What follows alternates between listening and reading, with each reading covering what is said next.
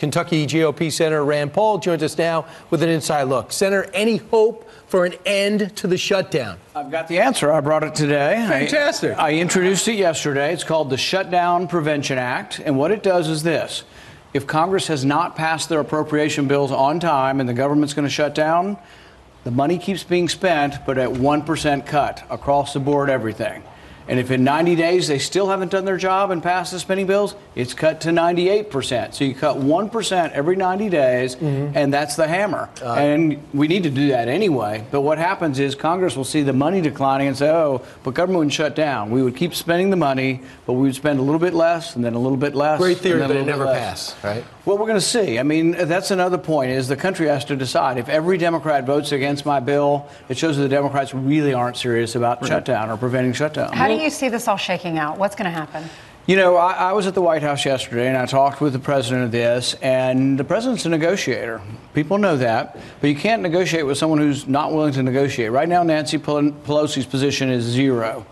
All right, the president's position is $5.7 billion. I think he's staying on that. But to tell you the truth, I think there is, my opinion, a meeting somewhere in the middle. But Nancy Pelosi has to come off of 0. If she stays at 0, really this is on Nancy Pelosi keeping the government shut because she's not willing to negotiate or compromise. I think the American people are starting to go, wait a minute, they're still shut down because she's still saying 0. Let's see what the polling looks like coming up shortly. In the meantime, yesterday, she sent the president a note.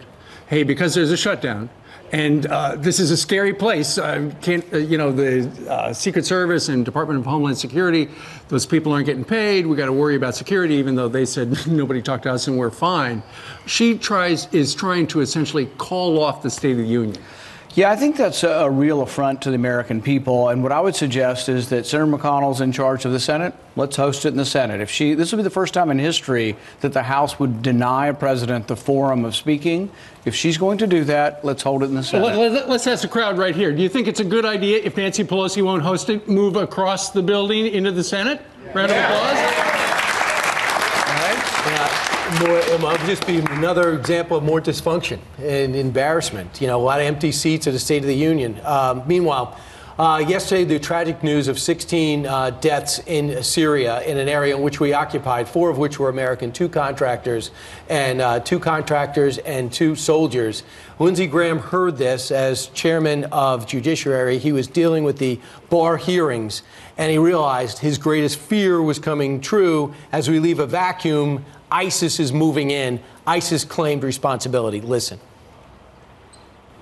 Every American wants our troops to come home, but I think all of us want to make sure that when they do come home, we're safe. So I would hope the president would look long and hard of where he's headed in Syria. You still feel strongly that we should pull out of an area? Yeah, I talked to the president yesterday about this in the White House, and the president's first concern is over the loss of life, and I think his heart goes out to those families. He's been to Walter Reed. He talked very passionately yesterday about the deaths of our soldiers and how he wants to be different than most presidents who say, oh, we're going to go to war, but we're never going to win. We're never going to come home.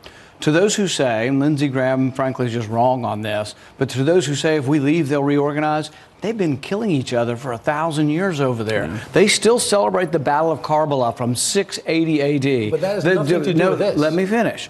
What I would say is they've been killing each other for 1,000 years. There's always going to be radical Islam over there. What has to happen, and we have helped these people to the tune of trillions of dollars, they need to stand up and fight. We've killed 99% of ISIS. Is there a remnant over there? Yes. Can they not kill 1%? Can they not do their job? What I would say is that when Islam begins to police Islam is when I think it's going to happen. Senator, but America can't always be the one that pays for it and has to fight the war. America's paying for it. It's about stopping the next 9/11 attack. And one thing is clear.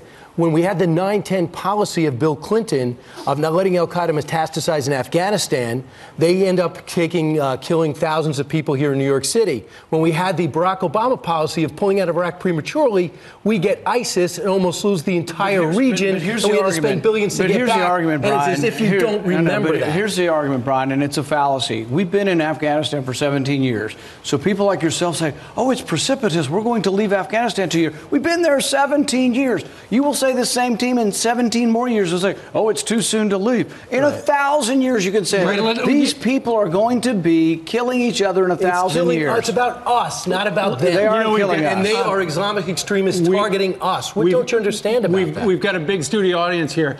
Who feels regarding Syria it's time to bring the men and women home? Let's see the hands of the people who think it's time to bring the men and women home. All right, who thinks we should stay there?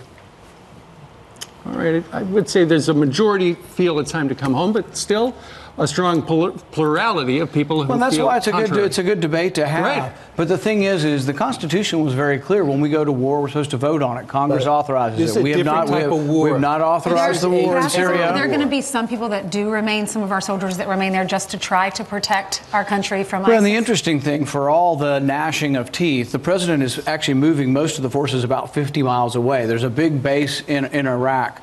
But the president says one thing over and over again, and this is very important, even for Brian to understand, is that the Iraq war was a huge mistake. It destabilized the Middle East and it made Iran stronger. Iran's best ally now is Iraq. The government of Iraq that we put in place is now best friends with Iran, and Iran is stronger. And everybody worries about Iran, but it's mainly because we went in, we destabilized the Middle East. Our interventions backfire. We got rid of Gaddafi in Libya, and it got worse. The Middle East was destabilized, and Saddam Hussein was brutal, and you have a 2018 philosophy. We're going to have to leave it Senator, right there. thank you for being Thank you with very much, us. Senator.